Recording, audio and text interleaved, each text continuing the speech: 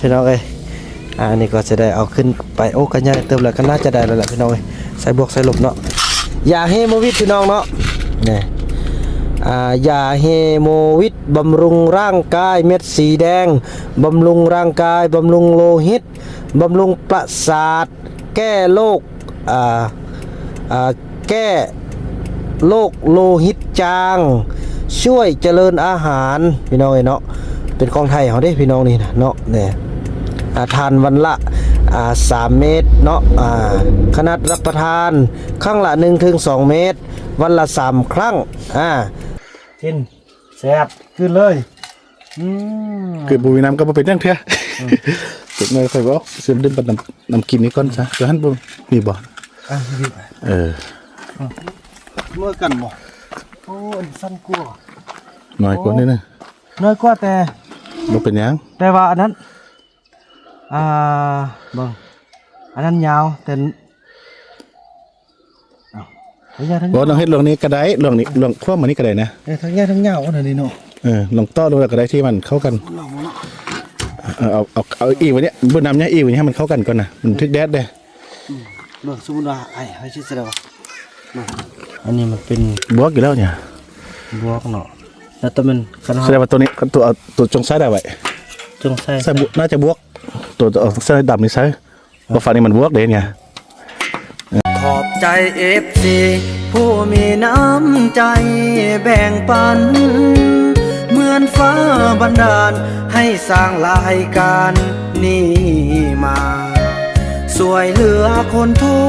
กข์คนจนหรือคนด้อยกว่าด้วยแห่งศรัทธาบุญนำพาได้มาห่วมทาง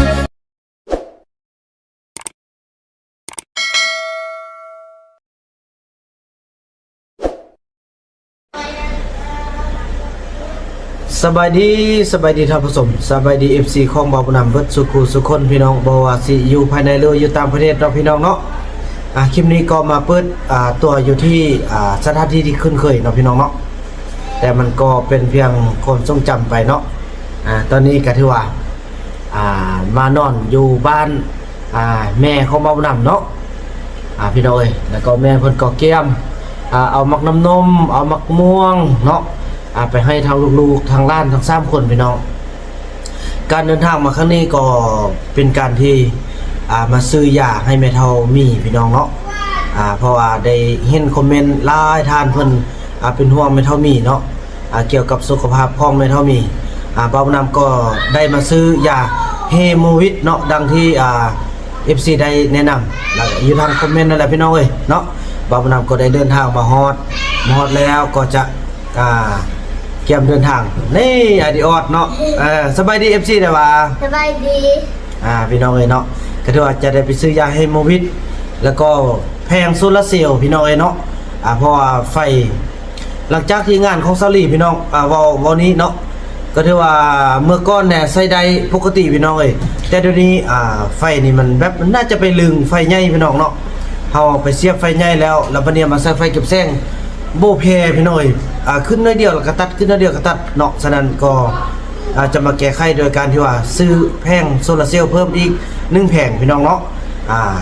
ฉะนั้นแหละพี่น้องเอ้ยแล้วก็ได้มีโอกาสออกมาก็มาย่ำแม่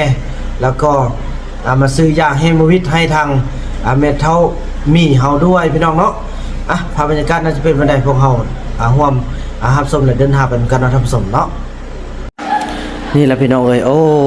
ยขึ้นเห็นภาพบรรยากาศเนาะภาพบรรยากาศอย่างต่างขึ้นฮอดแต่ก็จำเป็นแหละพี่น้องเอ้ยเนาะนี่อีแม่เพิ่นไปแม่นเอามักส้มหัวลูกจอมเนาะเพิ่นฮู้นิสัยของแต่ละคนเด็กแต่ละคนเลยพี่น้องจอมใจมักส้มเนาะแล้วก็เต้าน้อยบุญยงมักน้ำนมพี่น้องเห็นเนี่ยเพิ่นก็เกี่ยมไว้ให้ลูกให้หลานมีของอยู่ของกินพี่น้องเอ้ยเนาะแม่พี่น้องเอ้ยเพิ่นบ่แข็งแรงแต่เพิ่นก็แข็งแรงทางจิตใจเนาะนี่โอ้อดีออดระวังเห็นลาดงเด้อโอ้ยเพิ่นเอามาไอดีออดขึ้นเด้อนี่เพิ่นเก็บให้อัน เอาปากป้องไง มาตู้ โอ้สำทึกพอดีก็อย่าเบิ่งแม่สมมุติว่าลูกเด้อ อย่าไอ้น้ำจับเนี่ยสู้ น่าลูกเฮ็ดซินี้นะพอเพิ่นฮู้ว่าจอมใจมักสมเด้อพี่น้องเอ้ยเนาะจอมใจมักสมเฮ้ยเต้าน้อยก็มักสมแต่ได้ละติ เอ๊ะ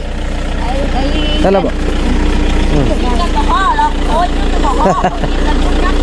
เนาะ จอมใจมักสมเด้อพี่น้องเอ้ยเนาะย่าเพิ่นฮู้ดีพออยู่นำกันปีปลายตึมจะน้อยก็สิได้มาเซ็งแหละจะได้มาเซ็งอยู่พอปีนี้แนวใดก็เขาได้บ่ประกาศอู้นี่อดีออดไปแค่เอาลูกนั่นน่ะก็เป็นห่วงเป็นใยของน้องของแม่กับลูกกับหลานพี่น้องเอ้ยสิล่ะ เขาบ้านหมาเขาเคยกินตลอด เขาเคยกินเด้เนาะ ไอ้นี่กันตั้มอะไรนี่ ไปนี่พากันตำจะไปบอกว่าย่าฝากมาสิดีใจสุดแหละจักสิดีใจและจักสิยานหูแม่ ลูกท่ามแม่ลูกโดยแห้งปุก ยงแห้งปุกเดี๋ยวนี้น่ะ อันนี้ เจ้าอีเจ้ามา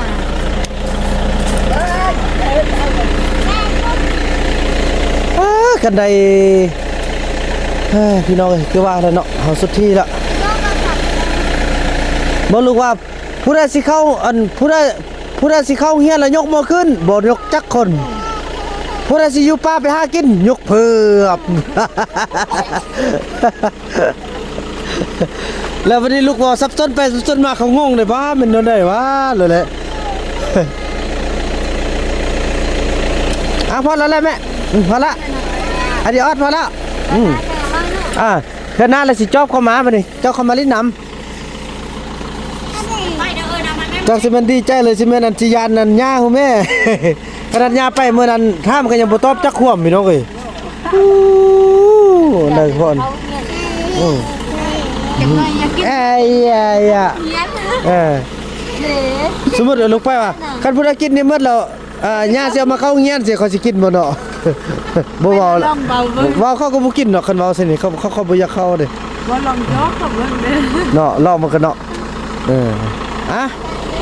โดยเข้าใจแม่ มีมาขนมแดมีแด เบิ่งโอ้มีแน่มียาฝากไปพี่น้องมากำนมเนาะมีก็มีเก้าเลื่อยตอนนั้นตี้นี่นะ แม่ พี่น้องเอ้ยเนาะกันละพี่น้องเอ้ยขอเป็นห่วงเป็นใหญ่เนาะเป็นนกเป็นใหญ่เนาะโอ้ยไก่ต้นล้านอยู่ เนาะ ไปฮอนในคณะท่ามาก็สิบ่ปากเดี๋ยวนี้เป็นจักเป็นซั่นเขาขี้ยาน เปลี่ยนอะไรบ้าง แปลว่าคันว่าเรื่องเข้าเฮียนนี่คันว่าเรื่องอันอยู่บ้านนั้นคันว่าเรื่องเข้าเฮียนบ่ปากเลยแล้วคันว่าไปหากินสิฮอบจักโมงตอนจักโมงเอายังเด้ป้าตัวคันหากินเนี่ยเก่งขนาดแล้วก็ปากก็จนบ่ร้อนล้มกันว่าเขาป้าน่ะนั่นๆแม่เด้อมาลูกกลับก่อนได้เด้อเด้อไอ้เด้อก็ได้ว่ามามาได้แล้วบัดนี้เอาไปเด้อบ๊ายบายตั้งเบิ่งเด้อว่าบ๊ายบายเสร็จแล้วแหละกลับกันบ๊ายบายโอ้อันนี้บ๊ายบายเป็นแล้วโอ้ว่ายอกสิผู้2-3 ปีสิบ่เป็นสิได้ดอกว้าว้าโอ้ยใช่ได้นี่นะเว้ยว้าไปเดินทางกลับนะจังซ่าเลยพี่น้องเอ้ยโอ้โธ่คุณน่ะโอ้โอ้ยโอ้ยเด้อบ๊ายบายเด้อจังซ่าเลยพี่น้องเอ้ยเนาะเดินทางท่านผู้ชมเนาะแล้วบ่าวมานำก็ได้มาฮอดนี่แล้วพี่น้องเอ้ยเนาะฮอดทานนี่แหละพี่น้องเอ้ยก็จะได้ไปเข้าไปซื้อกันเนาะรอแป๊บนึงก่อนเด้อโอ้รถลายเด็กน้อย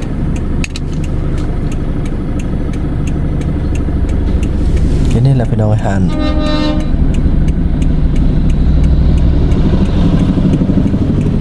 รถ หลายรถหลายรถหลาย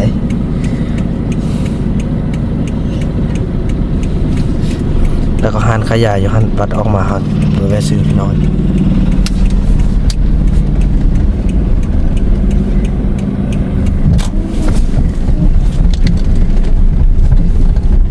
โอ้ยคิดเห็นตอนนั้นพ่อแม่ซื้อเครื่องให้ลูกๆเนาะเห็นหานนี่ละเดี๋ยวนี้อยู่บ้านก็บอกให้อาบน้ำก็บ่ลำอาบเนาะคือว่าแหละพี่น้องเอ้ยจอบแต่สิไปเที่ยวพี่น้องกันเฮาบ่อยู่สินี่ไปวับแหละกันเฮาอยู่พกเบิ่งพี่น้องคิตตี้นอนหลับเฮาเพิ่นไปเวียกแบบเดียวก็พากัน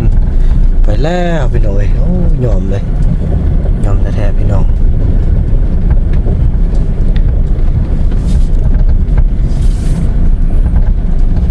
จะได้เอาเงินอันนี้เป็นเงิน YouTube ของพวกเราเนาะพี่น้องเนาะที่ว่าได้รับการได้ทำจากเขาเจ้าแหละพี่น้องเอ้ยเอามานำใช้พี่น้องเอ้ยเนาะ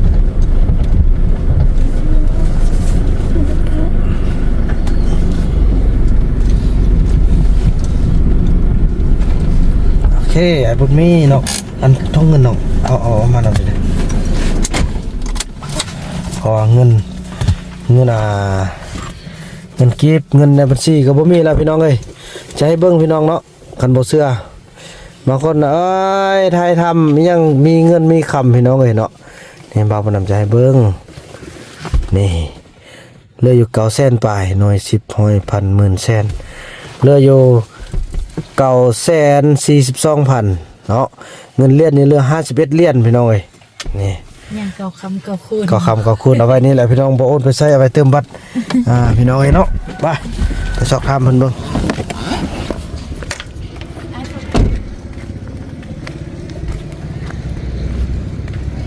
ราคาอยู่คืออยู่ที่นี่แหละพี่น้องเอ้ยเนาะ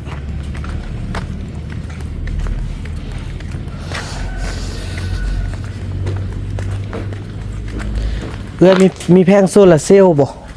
แพงใหญ่นะแต่แห้งโอเคพี่น้องไปเลือกกันตามมาพี่น้องเอ้ยเฮาจะเอาตัวนี้ไปท่วงก่อนพี่น้องเนาะเพราะว่าตัวนั้นมันสำใหญ่ยันเฮาลงไปท่วงเบิ่งเฮาไปล้มเขาเจ้าแล้วคันว่าท่วงคันว่าบ่ถึกแล้วเฮาสิกลับไปขึ้นมาเป็นแพงใหญ่พี่น้องแพงใหญ่นี่2 ล้านปลายพี่น้องเนาะ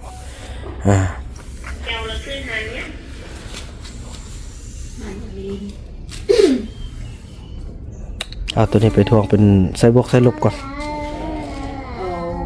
ล้าน1เซนเท่าไหร่ก็อันเงินบาทไรเท่าไหร่เงินบาทไรร้อยเท่าไหร่พันเท่าไหร่เงินบ้านอ่ะแล้วซื้อเครื่องไล่จง638เอาเลยน้องเอาเงินบาทให้เพิ่น 2,000นะเพิ่นทอดเอา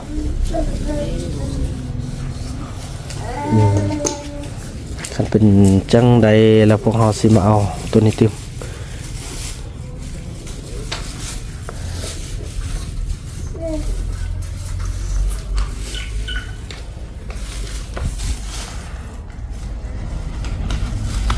แล้ว2,000นะเพิ่นแล้วเพิ่นนั่น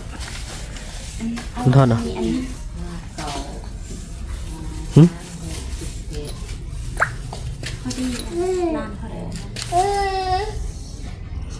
ล้าน150,000ล้าน1 ล้านคลิปเต็มก็ได้ที่เอ่ย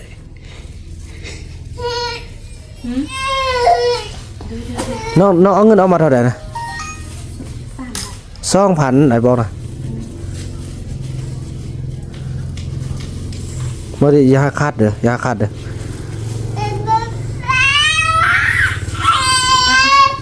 โอ้ยลูกชายนะก็ได้2,000ถึกอยู่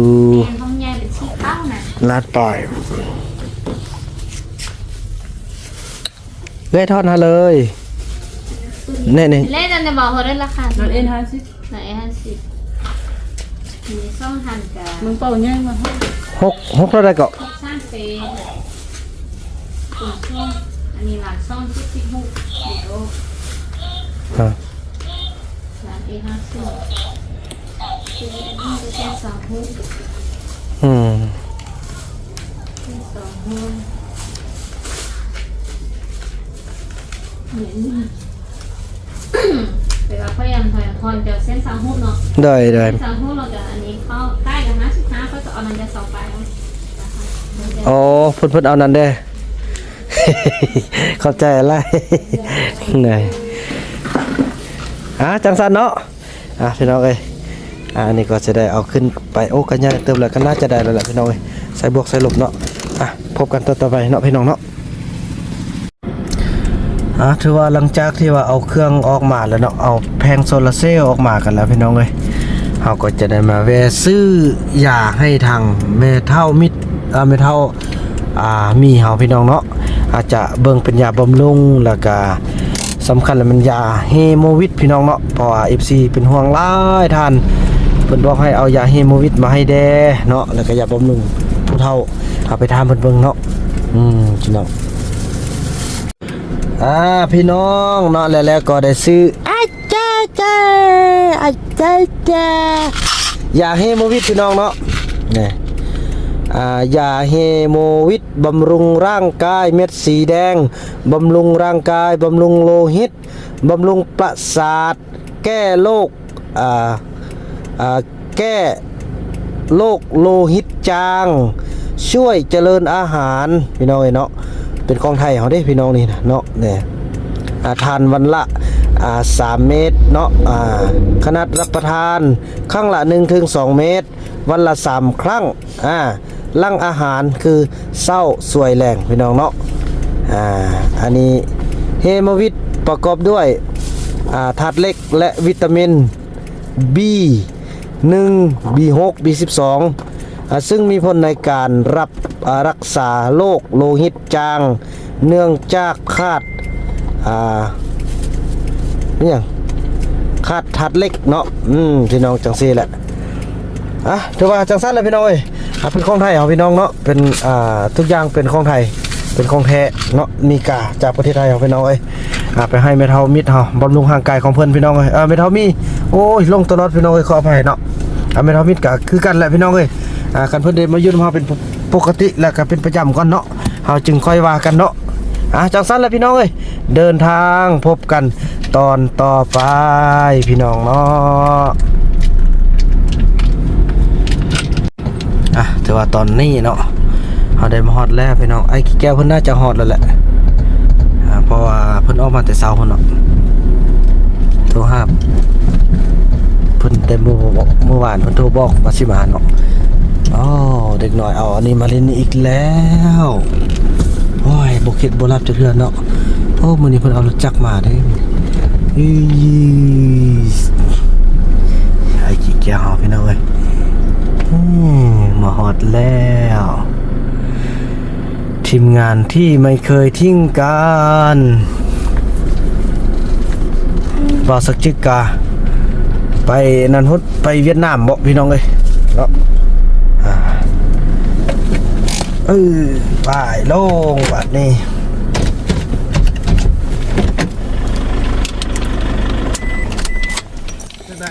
สบายดีโอ้โธ่สบายดีสบายดียังว่ามีเพลงละบาดนี่คุณพี่น้องแดนอีกพี่น้องเอ้ยไอ้คุณอย่าฟ้าเปิดเพลงเถอะเด้อน้องเคยบ่มาเถอะเนี่ยสบายดีเนี่ยแค่ตื่นเนี่ยนึงแม่นแหละแค่ตื่นเอายาให้แม่ทำมิตรกินแม่ทำมีกินก่อนบำรุงเพิ่นก่อนเฮโมวิดสิFCอันเป็นห่วงว่าซั่นเพิ่นกินข้าวแล้วติเนาะว้ายลูกกินแก้วมายามนี่กินข้าวแล้วเนอะมีน้ำพี่น้องบ่มีน้ำนั่นแหละน้ำดื่มก็เลยอันนั้นมันดอกจักดอกเซาลี่เนาะแล้วเฮาไปเสียบใส่จักอันเยอะน่ะแล้วมันลึงเลยป่ะเนี่ยมันลึงไฟเยอะเราบ่ขึ้นไฟเตะเดี๋ยวก็ตัดแล้วซื้อเพิ่มตึมแพงนึงโอ้เป็นโดนั้นเลยเพราะมันใครว่าเป็นความมันลึงไฟแห้งแล้วเนาะแม่นแหละเอายากินยามายังยาเฮโมวิดดีไหมยัง บำรุงร่างกายผู้เฒ่า โอ้ถ้าเรากิน กินแซ่บขึ้นเลยเกิดบุยน้ำก็บ่เป็นจังเทื่อ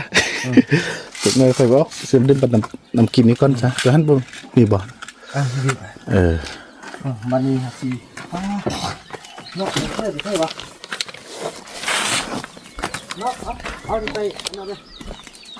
เอาไปคิดมันก็คือสิแพงมาเสริมมาหนึ่งได้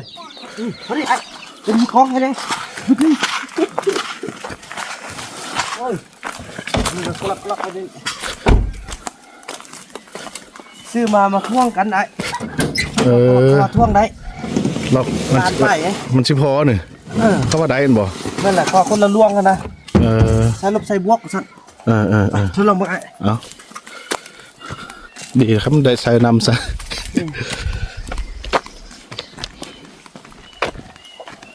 อันนั้นด้วยล่ะเอากี่เนี่ย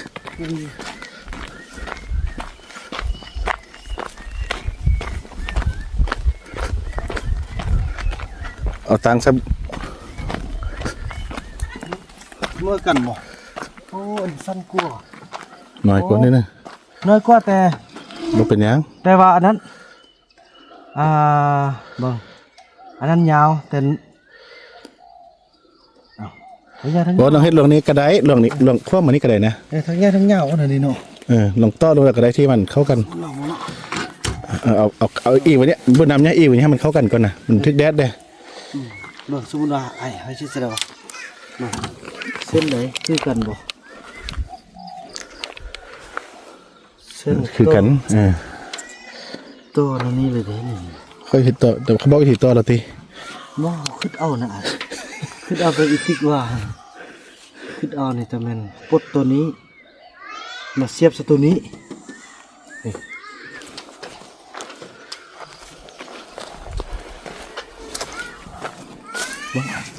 เอาปลดตัวนี้กันเนาะเด้อถ้ามันเอาปลดเส้นนึงออกเนาะต้องเอาเส้นนี้ไว้ใครน่ะได้เนาะ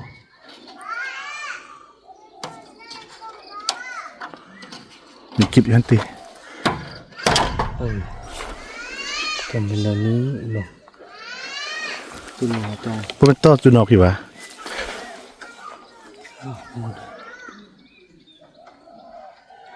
บางสันหอพดแต่เส้นนี้เนาะโอ้พุทธสินิออกน้องนกเอาตัวระบิดมาให้ได้ตัวระบิดยวนเครื่องจักรนะไอ้คู่น่ะนะเป็นต่อสจักรหล่นบกขึ้นเลยเนาะอันนั้นนะยวนทุ่งแป้งจักรเมื่อวานนี่นะสมมติว่าตัวนี้นี่ครับจะต่อนี่มันออกเอาตัวนี้ออกเนาะเส้นนี้ออกไอ้ว่าอันนี้เดี๋ยวบ่ต่อสักอันน่ะมาจุ่มเส้นนี้กันหมดเดี๋ยวบ่คือจุ่มได้ไอ้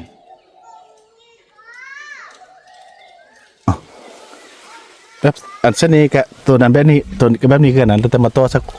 อันน่ะลงมานี้นำกันเลยนะพอจะได้คมไฟไปต่อซะให้มันแห้งไปเนี่ยแล้วตัวนี้มันดังไป5ได้เด้เนาะเพราะอันนี้ก็2เส้นคือกันนะแบบ2กับหลังใช่นะบ่อายบ่ได้อันนั้นแบบว่าอันนี้มันแต่มันเฮาเฮ็ดแบบอันใส่อันนึงเป็นฝั่งนึงอันนึงเป็นฝั่งนึงนะเดี๋ยวนี้โอ้จุ่มใส่กันมันสิเป็นอันไฟตัวนี้มันก็จุ่มเข้ามาซะนี่โอ้พอเป็น2อันเด้คันจุ่มแสดงว่าอันนี้คณะตัวนี้บวกกระดองกับตัวลบไปซะนี่แม่นตัวนึงเอาไว้ใส่บวกอันนึงเอาไว้ใส่ลบนะให้อันนั้นได้หวะตำข้าวเบ้าแล้วก็ลองเบิ่งเอาได้แล้วป่ะน้องวิธีนั้นก็ได้นะจะได้คันว่าอาญามันไฟมันบ่มาซะดอกคันมาจุ่มกันซินี่อันนี้มันแบบว่ามันจะเป็นไฟแบบอันนี้มันไฟบวกไฟลบเลยนะนี่นะแม่นขี้ยามันตัวไฟนี่มันบ่ส่งมานะเพราะมันต้องส่งตัวมันส่งบวกส่งลบพร้อมกัน คันอีส่งแต่ลบมันอีส่งได้บ่หั่นน่ะลองเบิ่ง ลองเบิ่งกันเนาะ ถ้าสมมุติโอ้เฮ็ดนั่นบ่ได้เขาก็ต้องจุ่มนี่ก็จุ่มเนาะ มา เส้น ตัวนี้มาพ่วงซะนี้แล้วตัวนี้พ่วงซะนี้เลยคันถ้าว่าบ่ได้แบบนั้น โอ้ย โอ้นี่ก็มาติดตามนำพุ่นน่ะวิศวกรใหญ่ นี่นำเด้อ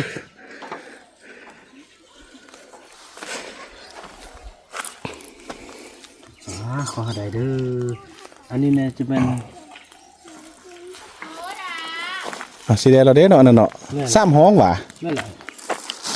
โอ้ห้องใหญ่แท้ นั่นแหละเราอัพผม วางโอ้ซะนะ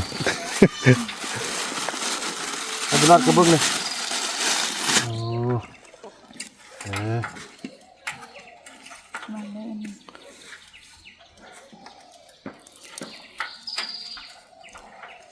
เอาตัวนั้นกันมาเนี่ย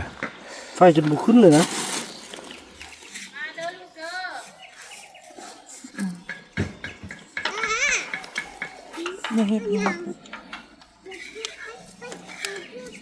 ตังนี่มันลวงได้ น้องเบิ่งฟ้าวันนี้ไหมฟ้าน้องเอาเนี่ยตรงว่ามันตัวใดเนี่ยอันบ่มันบ่เนาะเดี๋ยวบ่ไปลบเนาะ อันนี้มันเป็น บวกอยู่แล้วเนี่ย บวกเนาะแล้วแต่มันคัน แส เฮา ดงว่าตัวนี้ตัวเอาตัวจงใช้ได้ไว้ จงใส่ ใส่บวกน่าจะบวกตัวเอาใส่ดำนี่ใส่เพราะฝั่งนี้มันบวกเด้เนี่ย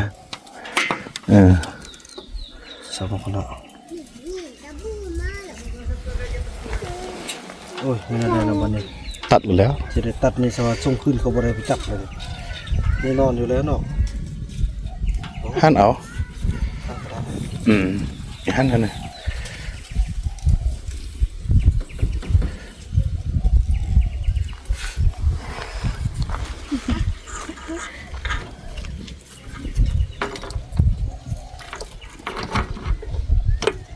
โอ้หมกเสียวสมมุติว่า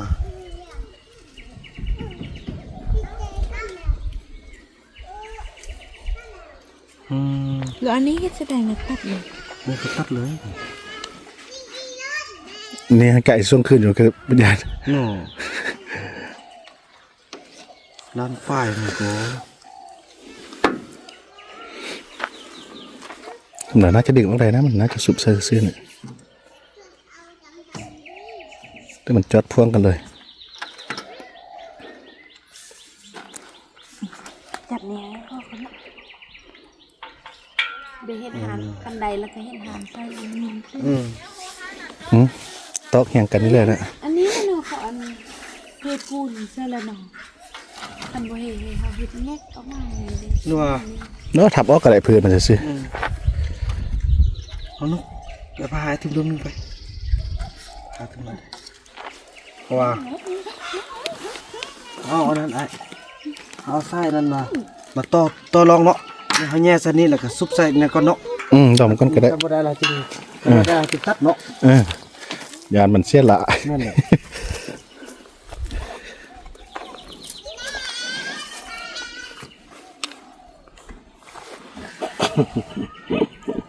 บ่มีน้ำใส่ก็เลยปอดมื้อใดเขาว่าบ่มีน้ำบ่มีของกินสิเนี่ยอยู่ในหัวนี่จุกเลยบ่ฮู้จะเฮ็ดเลย จำแม่เนี่ยว่าแกโอ้อันใดก็ภาระหมดได้ว่ะ นั่นแหละที่ว่าเขาก็บอกบ่ได้เด้มันเป็นเงินเฮาคันบ่มีน้ำฟ้าบุดเด้อบ่มีน้ำเด้อก็จำเฮ็ดซะได้บ่เฮาเด้อสว่าฟ้าแดดมันเทวดาพุ่น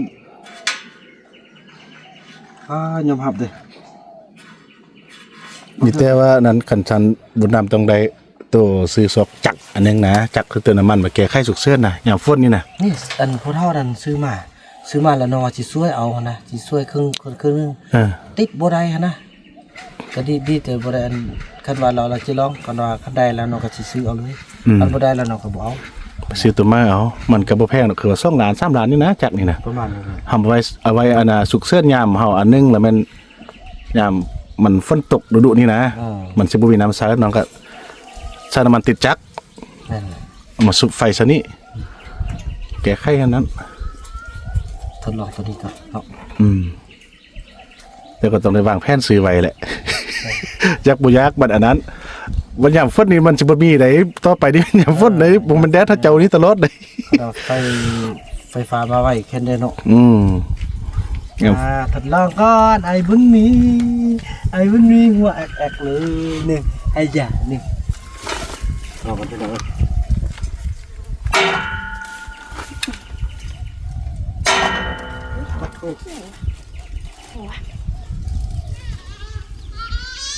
ทดลองแผ่นหนึงพี่น้องเอ้ย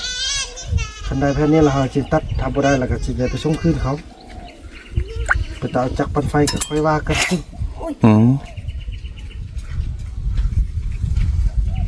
ก็จักอันติดได้ก็อีขอแก้ไขก่อน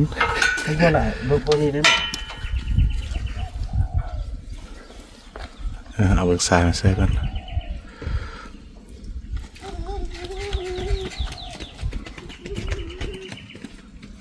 เบิ่งให้มันเงี่ยงแดดไว้พร้อมตัวนี้มันบ่ถึกแดดเด้อเป็นนำมันจึงสิขึ้นมันจึงหัวขึ้นหรือบ่เบิ่งกันเฮ็ดสิเฮิงบ่ใต้เทิงบ่มันต้องตั้งให้พร้อมกันเพื่อให้มันเทิงไม่พร้อมนะ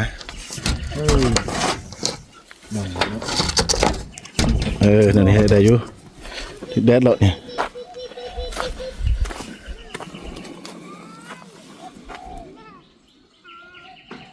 มาใกล้ๆพอจะคิด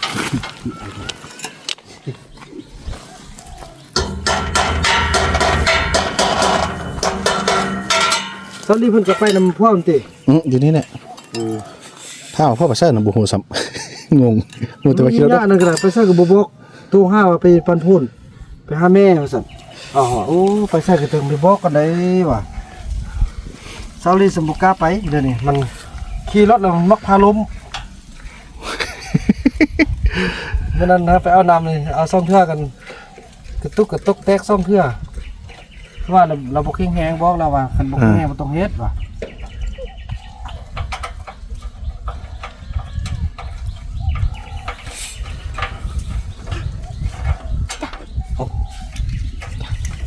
สักแอร์ในตำนานนี่ก็ได้ แอบประเภทที่นกช่วงไง เอาลองเด้อ1 2 จากมุมละ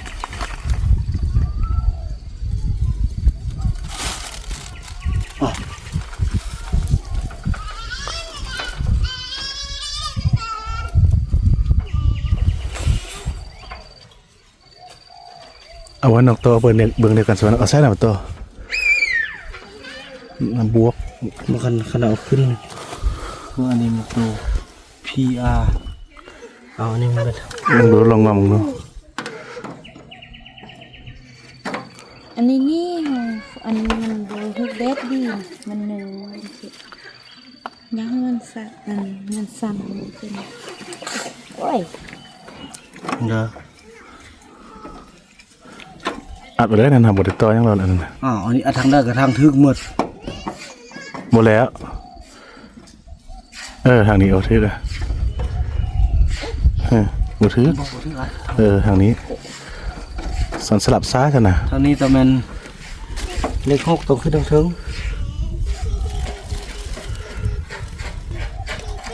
พี่ยิงลุ่มอ๋อ สลับลองสลับเบิ่งเอาสีแดงมามันเนี่ย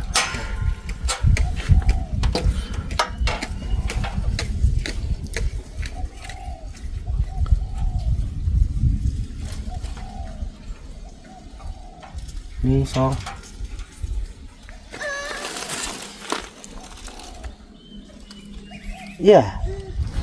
มิกกี้ลี่โอ้5 ขวบ อันนี้บทต่อ มีบนโต๊ะ ได้พี่อ่ะโอ้ยโอ้ยพี่ดอย บุญมีกับหัวควันบุญมีก็ยังงอกควันเนาะ แล้วบทต่อใส่จากเพื่อน เนาะ บทต่อไป นี่แบบบุญจีกุน นี่แหละในสร้างบริเฮียนนะพี่น้องเอ้ยในสร้างมัวล่ะแต่ว่าต่อสิเด้อ ตอนนี้เปิดแล้วไฟแห้งมันอันนี้ลั่วออกไปเบิดซะบ่ ซะก็เขายิงจะลดขึ้นดาวอังคารซะ บุญมีกับหัวควันฮ่าหัวนี่เด็ก ลองเด้อ จุดนี้สินะจุดนี้ 1 2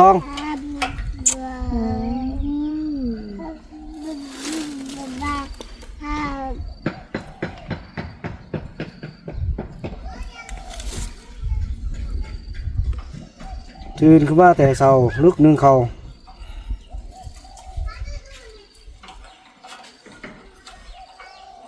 ในฮึกเล็กดีเลยนี่ นี่ก็ว่าเดี๋ยวนะ เปลี่ยนอันนี้เพิ่น เดี๋ยวจะนี่เบิ่งเนาะวันนี้เนาะ จักโมงจังเก่าโมง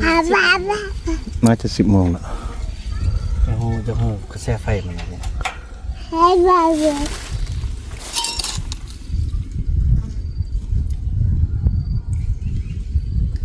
ป้าบ่ได้พุ่น ลงปลดออกแล้วเอาตัวนี้เสียบซะคือเก่า แม่สั่งก็จะได้ไปเปลี่ยนเขาแล้วอันนี้เริ่มเป็นจุดนี้มันเขาขี้เมียงได้บ่เนาะตัวอนามัยตัวนี้ก็เนาะ เนาะอะไรบ้างบางทีถึงน้ำถึงยัง มันฝนตกนี่แล้วก็ล้างลุ่มนี้เด้ลุ่มนี้คือว่าเป็นซีเมนต์ ต่อตรงเลยเด้อบ่ลองเอาจิตรงนี้นะลองจิสินี้มันก่อนเนี้ย ใช่ไหม ไฟจะบุกกลับเนี่ย ฮะเอาน้องตรงหูกระบอกเขาลบเหรอ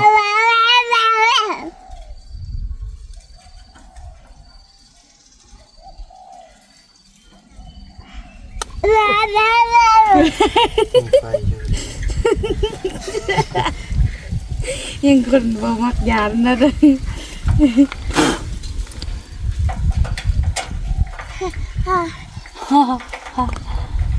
เขารักกล้ามันก็ต่อมาใช้กันเลยก็ได้นะเพราะมันอันนั้นก็เป็นตัวปิดตัวเปิดซื่อๆเด้เรื่อง CB มันว่าบ่เป็นหยังแล้วมันคนละส่วนแล้ว เดี๋ยวใส่ฮึกเลยนี่นะ คนเขาลงรักแรกดูเห็นยังนะ โน่เด้อโอ้ยจุ๊บหอมแก้มหอมดีๆหอมดี ก็ได้ขึ้นเนาะ ๆมันน่ะมันยักนั่นขึ้นมากกว่า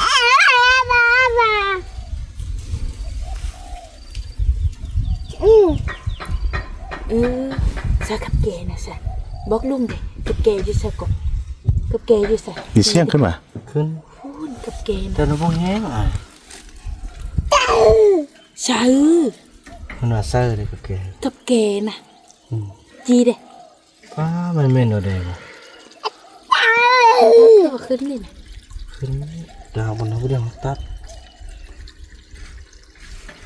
เราลองเบิ่งบุญเทิดเป็นเขาขี้เมียงของบ่ได้ไหมเนาะ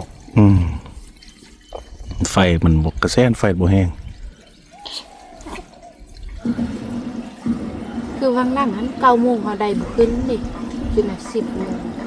วังอัน น่ะมาเลย เรียวโดง เราเบิ่ง อันนี้ ตัดบ่ อันนี้9 โมงอ่ะก็ยังขึ้น อันนี้จักโมงเลย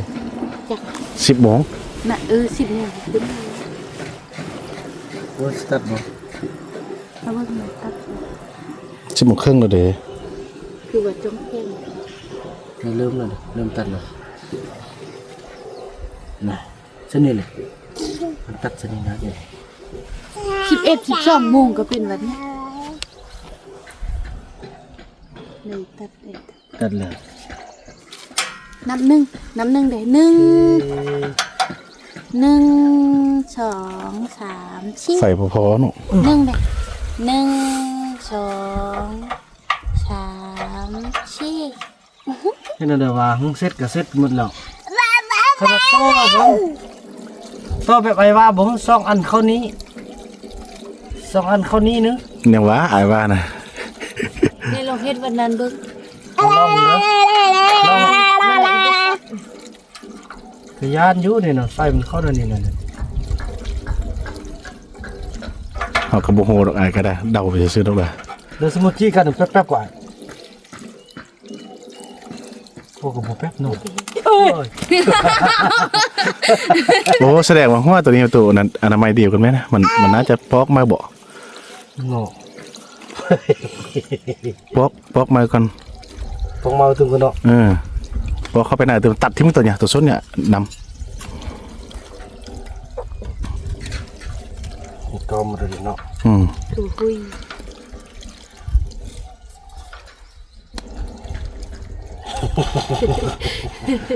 เบิ่งให้มันตัวเลื้อมันยังเลยเด้อ ฮุบกันเดียวบ่ได้แล้วเนาะ ได้ตินทำเดี๋ยวทันอยู่ดอกบ่ไฟนี่มันก็สิบ่นั่นดอก บ่อันแล้วฮุบเข้าคือเฮาว่าให้จุ่มใส่ส่วนเดียวนะ มันสิสดกันนะ บ่มันก็ต้องหุบส่วนนั้นโอ้อันดำซะดำข้าวซะอันแดงซะแดงโอ้วนหุบแต่ตัวนี้ได้ ก็ว่าในนาทีใดนี่ ได้โอ้มันส่งพลังงานมาใส่นี่ซื้อเด้ หม้อเอ้ย เอาสิไปจุ หม้อนี่นะแล้วมันบ่มีอันใส่ดำใส่ข้าวเลยนะหม้อนี่น่ะ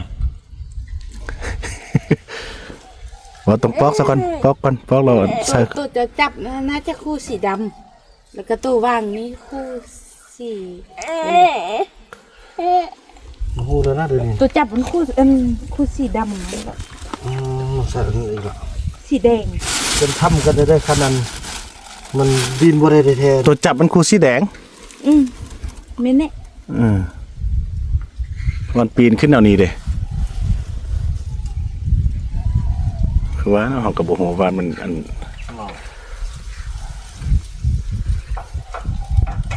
พอเราสุบสมัยก่อนบางทีมันบ่เสถียรนะ จะไปอม บ่ยากหรอกตีนยาวอยู่หรอกตีนทำเอาเข้า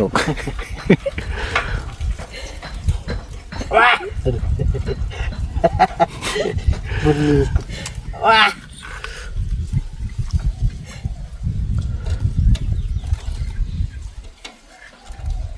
ปาดออกดังสวดกี่ย้อย ใส่เฮีย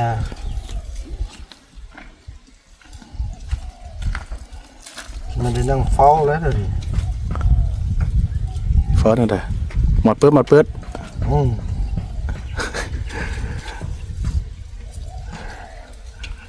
หมูสันมีทีเดียวนี่เอาแพงโซลาร์เซลล์เอาไปเปลี่ยนเอาจักรเข้ามา ตื่มเงินอีก แม่นแหละขึ้นเฮ็ดเท่านั้นแหละ อ่า เขาคันเขามีเขาบ่มีก็ส่งคืนเขาก็ อ่า ลบเงินหน่อยนึงเท่านั้นแหละ อ่า ว่ามันก็เอาไว้เฮ็ดเนี่ยก็บ่ได้เด้เนาะ ขันหานจีนนะจะค่อยมีดอกจักรเนี่ยมักมี มันห้ามจริงเลย หึ ห้ามจริง หานจีนบ่หานจีนเรามีแล้วแหละมันมักเอามาเอาจักรไฟฟ้าเอาสิจักรใส่น้ำมันเอา โอ้ย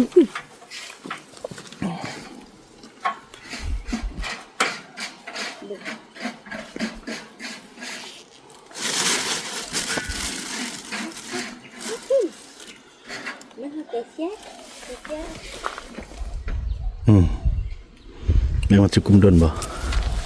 ทีเดียวกับพัดไอ้นี่อันที่เขานี่